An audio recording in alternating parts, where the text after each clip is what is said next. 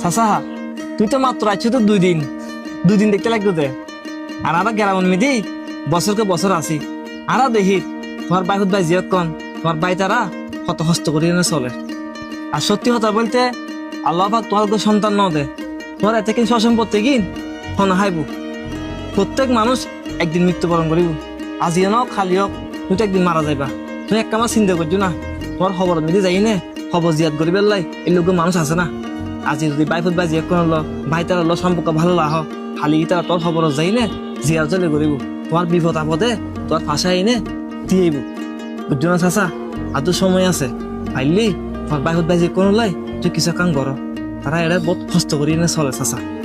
চাচা মূলত দেখি দি তোর এই বিষয়ে হত হয়ে গেল। তুই একা হাসগর, তুই একা আর বাইক বাইজে কলর যাই খবর গান দে। আজি সন্ধ্যায় যাতে আর বদ্ধ তারা সব এখন নাই রে আর বাড়ি মেজি বইয়ে ইতার বইয়ের এক কাম হতা হই।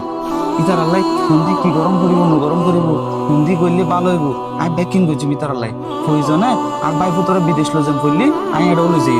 তুই এখানে যা বাইফু এখানে যাই ইতার আল্লাহ হতা হয়ে যা। চাচা আমি হন যাই নে ইতার খবর দিই আইবার লাগে।